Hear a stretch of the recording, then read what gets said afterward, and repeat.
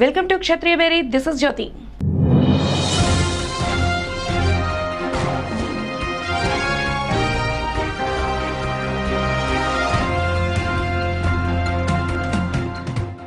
మహిళా పార్లమెంటేరియన్ల సదస్సులో పాల్గొనేందుకు వచ్చిన ఎమ్మెల్యే రోజాను గన్నవరం ఎయిర్పోర్టుకు చేరుకోగానే పోలీసులు అరెస్ట్ చేశారు. దలైలామా వెళ్తున్నారని పోలీసులు ఆపడంతో రోజా ఆగ్రహం వ్యక్తం చేశారు.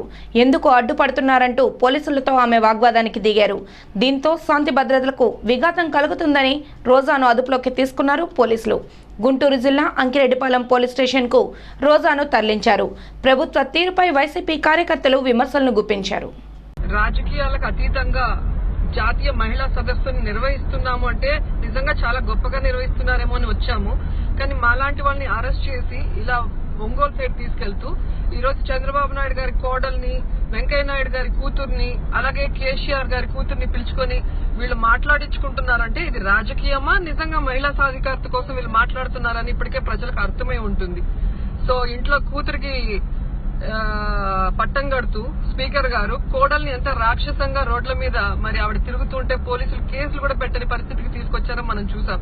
ఈ రోజు తన అసెంబ్లీలో ఉన్న మహిళా ఎమ్మెల్యేలకి కనీసం ఫోన్ కూడా చేయకుండా ఈ రోజు ఇన్విటేషన్ పంపించి రమ్మని చెప్పి, ఇన్విటేషన్ వచ్చింది కాబట్టి వచ్చిన తర్వాత రూమ్ కి తీసుకెళ్తున్నామని ఇట్లా వెనకదారి గుండా తీసుకెళ్తున్నారంటే నిజంగా వీళ్ళు మగాళ్ళ ఆడంగిలోలా. గత 3 రోజుల నుంచి తమిళనాట రాజకీయ పరిణామాలు పూటకో రంగును మారుస్తూ ఊసరవిల్లిని తలపిస్తున్నాయి. ముఖ్యమంత్రి పీఠాన్ని కైవసం చేసుకుందామనుకున్న అన్నాడీఎంకే ప్రధాన కార్యదర్శి శశికళకు షాకుల మీద షాకులు తగులుతున్నాయి. ఆ పార్టీకి చెందిన 2 ఎంపీలు కృష్ణమోహన్, సుందర్ రాజన్, పన్నీర్ సెల్వంకు తమ మద్దతును ప్రకటించారు. శశికళపై పన్నీర్ సెల్వన్ తిరుగుబాటు ప్రకటించిన తర్వాత అన్ని వర్గాల నుంచి ఆయనకు మద్దతు లభిస్తోంది. పార్టీలోని సీనియర్ నేతల బాటలోనే తమిళనాడు విద్యాశాఖ మంత్రి పాండ్యరాజన్ కూడా పన్నీర్కు మద్దతును ప్రకటించారు. ఈ రోజు ఆయన నేరుగా పన్నీర్ సెల్వం ఇంటికి వెళ్లి మద్దతునిచ్చారు.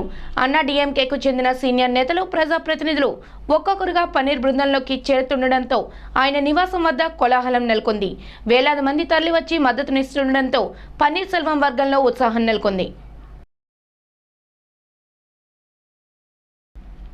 ఎమ్మెల్యేలతో కలిసి రాజ్భవన్ కు వచ్చేందుకు అనుమతి ఇవ్వాలని కోరుతూ అన్నాడీఎంకే ప్రధాన కార్యదర్శి శశికళ తమిళనాడు గవర్నర్ సిహెచ్ విద్యాసాగర్ రావుకు లేఖ రాశారు. పన్నీర్ సెల్వం రాజీనామా చేసి 7 రోజులు గడుస్తున్నా ఎటువంటి నిర్ణయం తీసుకోకపోవడంపై అసంతృప్తిని వ్యక్తం చేశారు శశికళ. పన్నీర్ సెల్వం రాజీనామాను ఆమోదించినట్లయితే ఎమ్మెల్యేలతో కలిసి రాజ్భవన్ కు వచ్చేందుకు అనుమతి ఇవ్వాలని గవర్నర్ను కోరారు శశికళ. తమిళనాడు శ్రేయస్ దృష్ట్యా త్వరితగతిన నిర్ణయం తీసుకోవాలని, భారత రాజ్యాంగం ప్రజాస్వామ్యాలను పరిరక్షించాలని ఈ లేఖలో పేర్కొన్నారు శశికళ. జాతీయ మహిళా పార్లమెంట్ సదస్సులో పాల్గొనడం తనకు సంతోషాన్ని కలిగించిందని అన్నారు నారా బ్రహ్మిణి. మహిళలు ఎదుర్కొంటున్న అనేక సమస్యలపై ఈ సదస్సులో చర్చించడం మాతృమూర్తికి సేవ చేసిన ఆనందాన్ని ఇచ్చిందన్నారు. తల్లి పేరును తన పేరుకు ముందు చేర్చుకున్న గొప్పరాజు గౌతమిపుత్ర శాతకర్ణి అని, ఆయన పాలించిన అమరావతి ప్రాంతంలో మహిళా సదస్సు జరగడం ఆనందంగా ఉందన్నారు. ఎన్టీఆర్ వచ్చాక రాజకీయాల్లో మహిళలకు ప్రాధాన్యత పెరిగిందని, మహిళలకు విద్య ఆవశ్యకతను గుర్తించిందే ఎన్టీఆర్ అని స్పష్టం చేశారు బ్రహ్మిణి. మహిళా సాధికారత అనేది కుటుంబం నుంచే ప్రారంభం కావాలని పేర్కొన్నారు బ్రహ్మిణి. పనిచేసే చోట వేధింపులకు గురైతే వాటిని సమర్థంగా ఎదుర్కోవాలని సూచించారు. This glorious tradition of giving women their fair share was continued even in modern times by one of the best known chief ministers of our state, late Shri N.T. Ramarao Garu. During his tenure, Annagaru, as he was lovingly known, brought forth a law for the first time in the country giving equal rights to women in ancestral property. He also envisioned and established the first ever exclusive women's university called the Padmavati Mahila University. He stressed a lot on importance of education for women. Substantial presence of women in various local bodies is a direct contribution of Annagaru, who introduced reservation for women in the local bodies, another first of its kind in the country. This precedent set by Shri NTR has been carried forward by our Honorable Chief Minister of Andhra Pradesh. I'm proud to say that under his leadership, about 1 million, yes, 1 million self-help groups of women with about 1 crore members are being nurtured and promoted.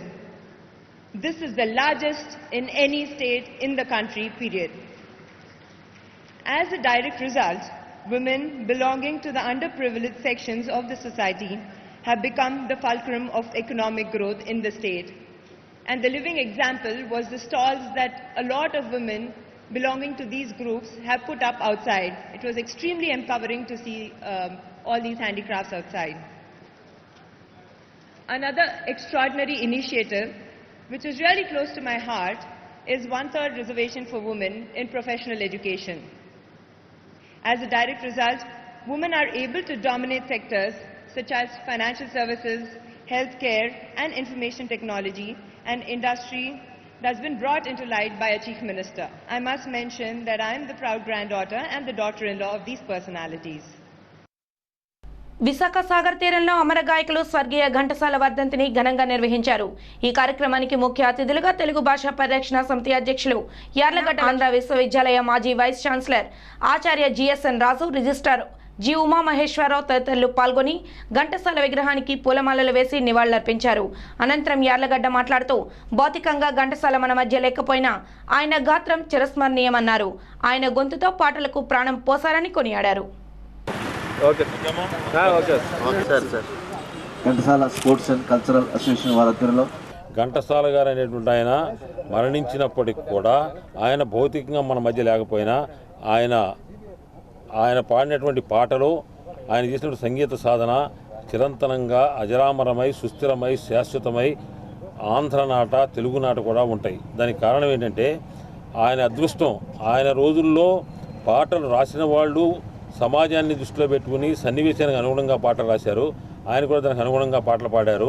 సమాజ సేవకు కూడా ఆయన కృషి చేశారు. కేవలం cinema పాటలే కాకుండా ఆయన సరోజినీదేవి మీద రాసిన పాటలు కానీ, జాతీయ గీతాలు కానివ్వండి, పుష్పవిలాపం కానీ ఆయన అజరామరంగా ఆయన నిలబెట్టి సంగీతం ద్వారా సమాజ సేవకు కంకణం కట్టినటువంటి మహానుభావుడు ఘంటసాల గారు.